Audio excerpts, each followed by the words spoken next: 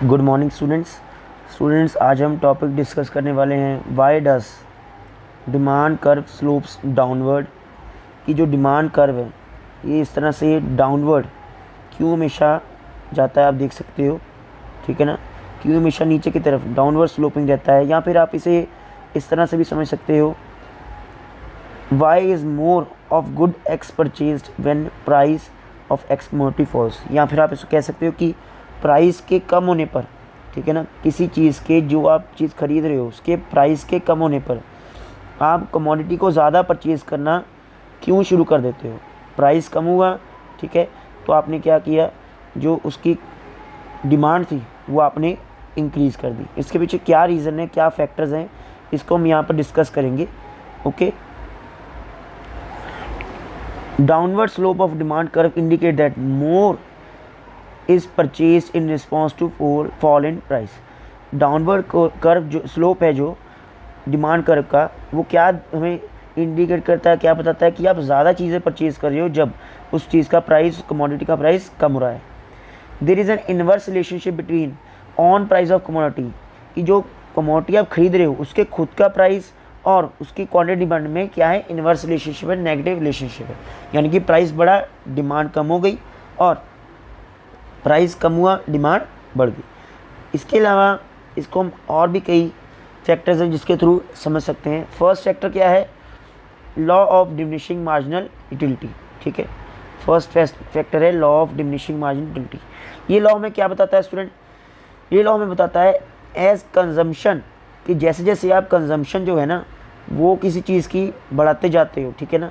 जैसे मैं क्या कर रहा हूँ, मैं पहले 1 यूनिट मैंने खाया तो मुझे 10 यूनिट्स की सेटिस्फेक्शन मिली, दूसरा यूनिट खाया तो मुझे 8 यूनिट की सेटिस्फेक्शन मिली, तीसरा यूनिट खाया तो मुझे 5 यूनिट्स की सेटिस्फेक्शन मिली। ये जो सेटिस्फेक्शन मुझे लगातार एक कमोडिटी के यूनिट्स को कंज्यूम करने से मिल रही थी, कम हो रही है, ठीक है ना, ये डाउनवर्ड जा रही है, कम हो रही है। तो डीएमयू लॉ भी हमें ये बताता है कि जैसे जैसे आप किसी चीज़ को कंज्यूम करते जाओगे तो उससे मिलने वाली जो सेटिस्फेक्शन है वो कम होती जाती है। Marginal utility derived from each successive unit goes diminishing. Diminishing का वर्ड का मीनिंग होता है कम हो जाना या कम होते रहना। Accordingly for every additional unit to be purchase the consumer will willing to pay less.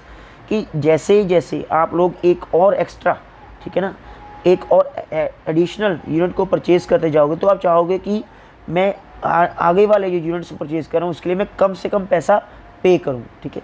Further we know that the consumer will strike equilibrium when, एक कंज्यूमर को इक्विलिब्रियम कब डिराइव होता है स्टूडेंट, वो उसे तब डिराइव होगा जब जो पैसा वो खर्च कर रहा है, ठीक है ना, जिस चीज़ के लिए वो पैसा खर्च कर रहा है उससे मिलने वाली सेटिस्फेक्शन किसके इक्वल हो जाएगी, प्राइस ऑफ दैट कमोडिटी के इक्वल हो जाएगी। जो पैसा, मान लो आप क्या कर रहे हो, आप चॉकलेट खरीदने के लिए जितना पैसा खर्च कर रहे हो, एक आप चॉकलेट खरीद रहे हो, ठीक है, चॉकलेट का प्राइस 10 रुपये है, और जब आप जितने पैसे खर्च कर रहे हो उससे मिलने वाली, उन पैसों को स्पेंड करके जो मिलने वाली सेटिस्फेक्शन है, जब वो उस कमोडिटी के, चॉकलेट के प्राइस के इक्वल हो जाएगी, तब आपको इक्विलिब्रियम डिराइव हो जाएगा। नेक्स्ट स्टूडेंट,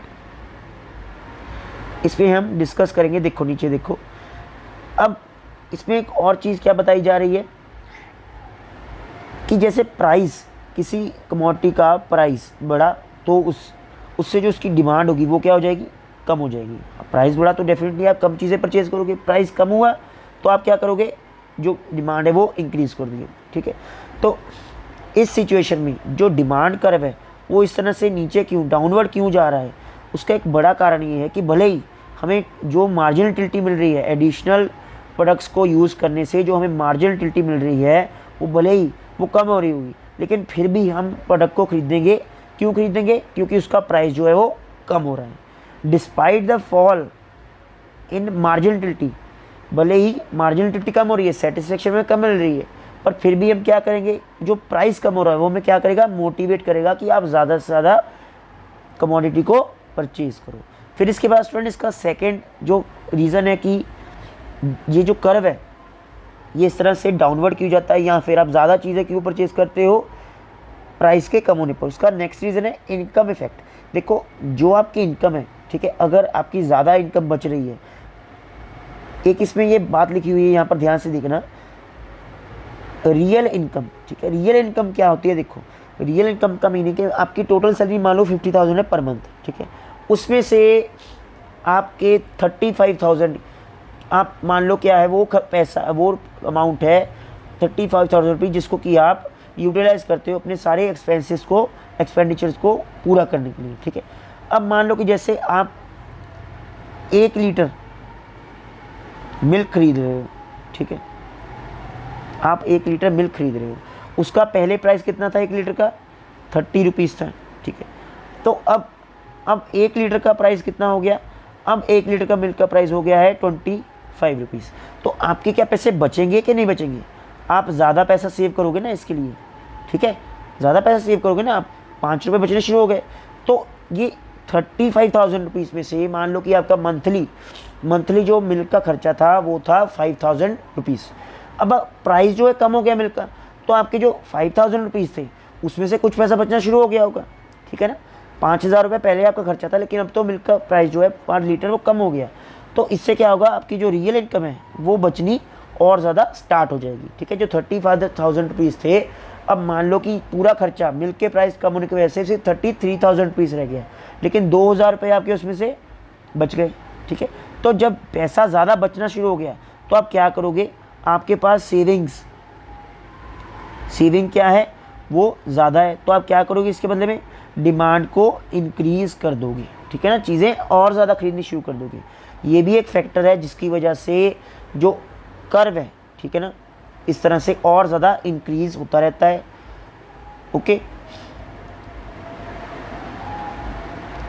अब एक इसका नेक्स्ट एक और कारण हम देखते हैं, सब्स्टिट्यूशन इफेक्ट।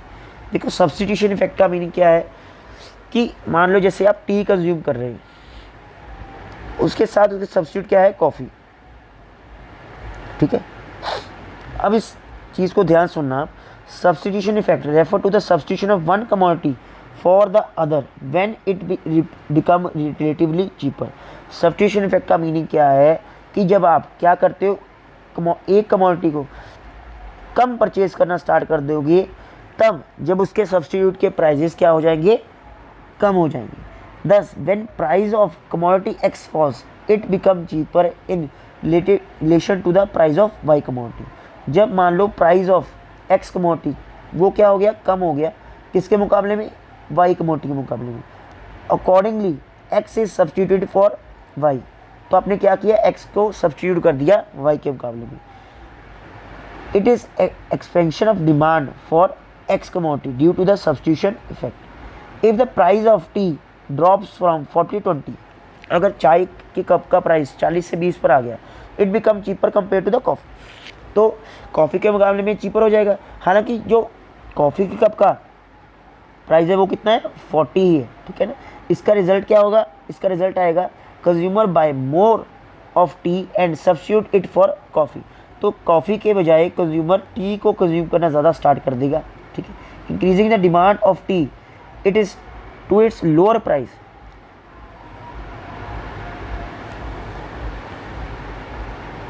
नेक्स्ट जो फैक्टर है स्टूडेंट वो क्या है, size of consumer group. When price of a commodity falls many buyer can afford it to buy. जब एक कमोडिटी का प्राइस क्या होता है स्टूडेंट, वो कम होता है, रिड्यूस हो जाता है, तो उससे क्या होगा, उसका जो डिमांड है वो इंक्रीज हो जाएगा, ठीक है। Many buyers can afford it, तो उस टाइम पर क्या है कि उसके बायर जो है वो इंक्रीज हो जाएंगे। Accordingly demand for the commodity expand, जो डिमांड है कमोडिटी की वो और बढ़ जाएगी। If the price of smartphone drops from 20,000 to 12,000, अगर स्मार्टफोन के प्राइजेस 20,000 से 12,000 आ गए, तो ज़्यादा से ज़्यादा क्या है, उसके बायर्स बढ़ जाएंगे, ठीक है ना। जब किसी कमोडिटी का प्राइस ज़्यादा होता है तो उसके बायर्स क्या होते हैं, उसके बायर्स कम रहते हैं हमेशा, ठीक है। लेकिन अगर प्राइस कमोडिटी का क्या हो जाए, वो कम हो जाए, तो बायर्स भी क्या हो जाएंगे, बायर्स भी इंक्रीज हो जाएंगे, ओके। ये भी एक कारण है कि जिसकी वजह से जो ये कर्व है ये डाउनवर्ड स्लोप जाता है, या फिर आप कह सकते हो कि प्राइस जो है वो कम हो गया और उसकी वजह से जो डिमांड है, ठीक है ना, वो इंक्रीज़ हो गई। आप ज़्यादा कंफ्यूज मत होना इस चीज़ में, ठीक है ना। डिमांड कर्व इस तरह से, या फिर इसको मैं इस तरह समझा रहा हूँ कि डिमांड कर्व डाउनवर्ड जा रहा है या फिर प्राइस जो है वो कम हुआ, उसकी वजह से जो डिमांड है वो बढ़ गई। ज़्यादा आसान समझना इस चीज़ से है, ठीक है ना, पूरे इस टॉपिक को। फिर उसके बाद स्टूडेंट नेक्स्ट लास्ट जो रह गया हमारा डिफरेंट यूजेस। डिफरेंट यूज का मीनिंग आप पहले समझो। ए गुड में हैव सेवरल यूजेस, किसी एक सिंगल प्रोडक्ट के ना अलग अलग यूजेस हो सकते हैं। जैसे मिल्क है, ठीक है ना, मिल्क होता है ना, मिल्क को आप क्या कर सकते हो, टी बनाने के लिए यूज़ कर सकते हो, ठीक है। मिल्क को आप कर्ड बनाने के लिए यूज़ कर सकते हो, ठीक है। आप इसको चीज़ बनाने के लिए यूज़ कर सकते हो। तो डिफरेंट यूजेस हैं, एक चीज़ के अलग अलग यूजेस हैं यहाँ पर, okay. If the price of milk drop from 60 to 40, अगर मान लो मिल्क है उसका प्राइस 60 से 40 पर आ गया, people may use it for making curd, cheese, butter, increasing its demand. तो लोग क्या करेंगे, उसके डिफरेंट डिफरेंट यूजेस को इंक्रीज कर देंगे। अभी तो क्या है, मिल्क मान लो करंट सिचुएशन में मान लो 60 रुपये हैं, तो लोग क्या करेंगे, उसका कम डिमांड क्रिएट करेंगे। लेकिन अगर वो 40 पर आ गया तो लोग इसकी डिमांड को इंक्रीज़ कर देंगे। क्या कर देंगे, इंक्रीज़, क्योंकि उसके क्या कर सकते हैं, अलग अलग यूसेज कर सकते हैं, ठीक है ना। उनको बाहर से चीज़ नहीं खरीदना पड़ेगा, ठीक है ना, उनको बाहर से कर्ड नहीं खरीदना पड़ेगा, वो घर पर ही क्या करेंगे, जो 20 रुपीज़ यहाँ पर बच गए उस 20 रुपीज़ का एक्स्ट्रा मिल्क यहाँ पर और ख़रीदेंगे, ठीक है। उनका जो मिल्क की कंजम्पशन है वो भी पूरी हो जाएगी, ठीक है ना। लेकिन जो बाद में 20 रुपये बच गए उससे वो उसका चीज़ बना सकते हैं, ठीक है ना, या उससे वो उसका कर्ड बना लेंगे, ओके। तो इसकी वजह से भी ये जो फैक्टर है, इसकी वजह से भी जो डिमांड कर्व है ना वो एक्सपेंड हो जाता है, या फिर आप कह सकते हो डिमांड कर्व एक्सपेंड नहीं कहना, इसको आप कह सकते हो डाउनवर्ड स्लोप रहता है, ओके। ये सब कारण है कि जो प्राइस कम होने पर जो डिमांड है वो इंक्रीज़ हो जाती है कमोडिटी की, ओके। अब हम नेक्स्ट जो टॉपिक पढ़ेंगे वो है exception of law of demand. देखो लॉ ऑफ डिमांड हमने पढ़ा ना, लॉ ऑफ डिमांड क्या कहता है, प्राइस कम हुआ डिमांड बढ़ गई, प्राइस बढ़ गया डिमांड कम हो गई, ठीक है। ये क्या है, इनवर्स रिलेशनशिप है यहाँ पर, okay, inverse relationship, negative relationship है यहाँ पर, ओके। एक चीज़ बढ़ रही है दूसरी चीज़ कम हो रही है, एक चीज़ कम हो रही है दूसरी चीज़ बढ़ेगी, प्राइस बढ़ा डिमांड कम होगी, प्राइस कम हुआ डिमांड बढ़ गई, इसको कहते हैं इनवर्स रिलेशनशिप, इस तरह से। तो अब लॉ ऑफ डिमांड कहाँ पर एप्लीकेबल नहीं है, एक्सेप्शन मीन कोई कौन सी ऐसी सिचुएशंस हैं जहाँ पर ये लॉ ऑफ डिमांड एप्लीकेबल नहीं होता, इसको हम डिस्कस करेंगे यहाँ पर, ठीक है। फर्स्ट रीज़न है आर्टिकल ऑफ डिस्टिंक्शन। देखो आर्टिकल डिस्टिंक्शन का मीनिंग समझना। According to professor Veblen, certain goods are article of social distinction. कुछ ऐसी चीज़ें होती हैं जो कि सोशल डिस्टिंक्शन का पार्ट होंगी।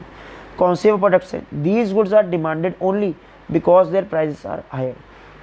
ये वो चीज़ें हैं, वो प्रोडक्ट्स हैं जिनकी डिमांड तभी होती है जब इनके प्राइजेस हाई होंगे, ठीक है ना। इनकी डिमांड जो है स्टूडेंट वो तभी होती है जब इनके प्राइजेस हाई होते हैं, ओके। इनकी डिमांड हाई रहेगी जब इनके प्राइजेस भी हाई रहेंगे, alright. If their prices fall they will no longer consider article of distinction. अगर इनके प्राइजेस क्या हो गए, वो कम हो गए, तो फिर कोई भी इनको परचेज नहीं करेगा, क्योंकि ये आर्टिकल ऑफ डिस्टिंक्शन रहेंगे, इनकी डिमांड क्या हो गई, श्रिंक, कम हो जाएगी, ठीक है। मतलब कहने का मतलब क्या है कि जो गुड्स क्या करते हैं, आपकी गुडविल को ना, गुडविल सोसाइटी में क्या करेंगे, इंक्रीज़ करेंगे, बढ़ाएंगे। यानी कि आपकी जो एक रिस्पेक्ट है, ओके, या फिर आपका रुतबा सोसाइटी में बढ़ाएंगे कि तो देखो ये रिच पर्सन है, बहुत रिच फैमिली से बिलोंग करता है ये, ठीक है ना, तो काफ़ी वेल एस्टेब्लिश बिजनेस है इनका। जो आपकी प्रेस्टीज को बढ़ाते हैं या फिर मान सम्मान को बढ़ाएंगे, वो गुड्स होते हैं आर्टिकल ऑफ डिस्टिंक्शन वाले, आपको डिफरेंट दिखाएंगे सोसाइटी में, ठीक है। जिनके पास मान लो आईफोन होता है, मानते हैं कि वो काफ़ी पैसे वाले हैं, जिनके पास बड़ी बड़ी महंगी कारें होती हैं, ठीक है, फेरारी हो गई हो, इसके अलावा रोल्स रॉयस हो गई हो, ये सब ऐसी गाड़ियाँ हैं, ठीक है, BMW हो गई हो, उसके अलावा मर्सिडीज वगैरह, ये सब गुड्स कौन सी हैं, आर्टिकल ऑफ डिस्टिंक्शन वाली गुड्स हैं। प्रीशियस डायमंड्स, विंटेज कार्स में भी साइटेड एज गुड एग्जाम्पल। यहाँ पे उन्होंने कौन सी एग्जाम्पल दी है कि पुरानी कारें हो गई हैं, ठीक है ना, तो इनके अगर प्राइजेस हाई रहते हैं तो इनकी डिमांड भी हाई ही रहेगी, ठीक है ना, इनकी डिमांड क्या रहेगी, हाई ही रहेगी। तो लॉ ऑफ डिमांड यहाँ पर अप्लाई नहीं होता, ठीक है ना, आर्टिकल डिस्टिंक्शन में यहाँ पर अप्लाई नहीं होता। गिफन गुड्स, गिफन गुड्स का मीनिंग क्या है? गिफन गुड्स क्या होते हैं? गुड्स आर हाईली इन्फीरियर, बड़ी बेकार क्वालिटी के, घटिया क्वालिटी गुड्स होंगे, showing a very negative income fact, ठीक है ना, जो दिखाते हैं कि लोगों के पास ज़्यादा पैसा नहीं है। As result when price of such commodities falls, अगर ये गिफन गुड्स का ना प्राइस कम होगा तो इनकी डिमांड भी क्या हो जाती है, वो भी गिर जाती है।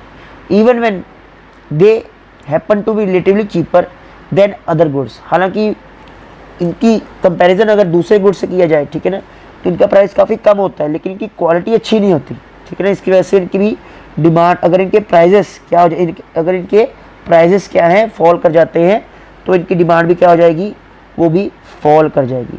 As a result when the price of such commodities falls their demand falls, Giffen goods. Last में आते हैं इर्रेशनल जजमेंट, ये भी एक रीज़न है जिसकी वजह से लॉ ऑफ डिमांड फेल हो जाता है।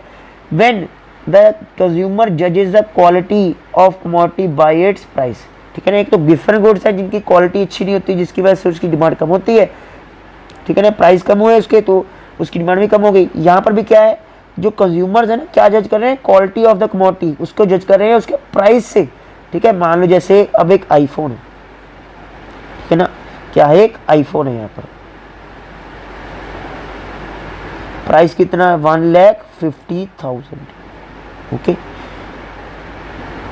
अब दूसरी तरफ क्या है, मान लो एक लोकल ब्रांड है, 6,000 का फ़ोन आ गया हो, ओके, 6,000 का कोई फ़ोन आ गया, लोकल कोई ब्रांड है, ठीक है, जियो का फ़ोन आता है, वो 3,000 में आ गया, फीचर्स भी कम होंगे। तो प्राइस को देख करके जब लोग क्या करें, प्राइस को देख करके ना, किसी कमोडिटी के प्राइस को देख के क्या करने शुरू कर दें, जजमेंट देना शुरू कर दें कि अगर प्राइस कम है तो इसकी क्वालिटी भी क्या होगी, क्वालिटी वो भी क्या होगी, कमी होगी, ठीक है। इसकी वजह से भी क्या होता है, लॉ ऑफ डिमांड फेल हो जाता है। It is an irrational judgement, perhaps it's owing to huge price difference between organic and non organic products in the market.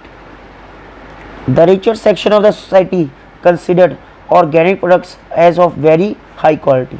Organic आप कह सकते हो अच्छी क्वालिटी के प्रोडक्ट्स, और नॉन ऑर्गेनिक अच्छी क्वालिटी के प्रोडक्ट्स नहीं होते।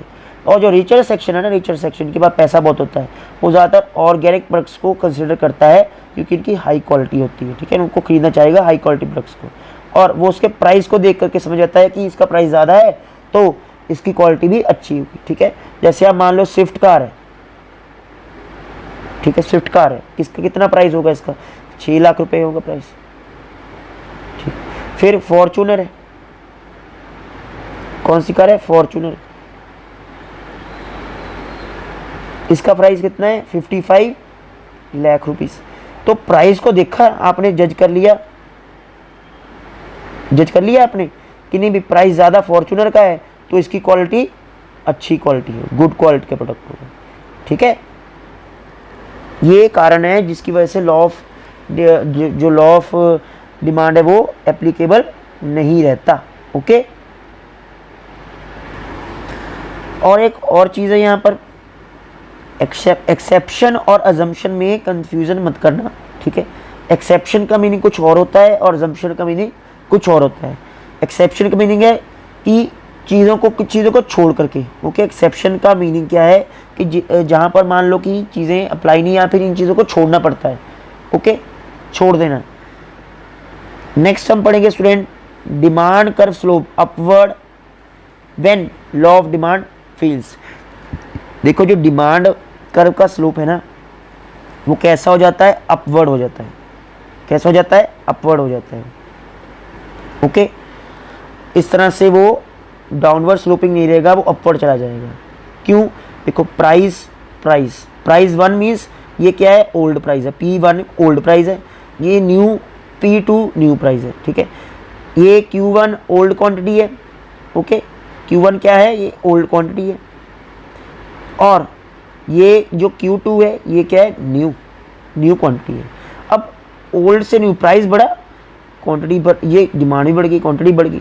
लेकिन होता क्या है, जब प्राइस बढ़ता है तो डिमांड क्या होती है, नीचे आती है। प्राइस बढ़ा, डिमांड नीचे आती है। यहाँ तो इसका बिल्कुल उल्टा हो रहा है। तो ये क्या शो कर रहा है हमें, ये पूरा प्रेजेंटेशन शो कर रहा है हमें कि जो लॉ ऑफ डिमांड है वो फेल हो गया, वो यहाँ पर एप्लीकेबल नहीं हो रहा। तो आज के लिए स्टूडेंट इतना ही, अच्छी तरह से इसको रिवाइज कर लेना। कोई डाउट हो आप मुझे पूछ सकते हो। Thank you so much, bye bye.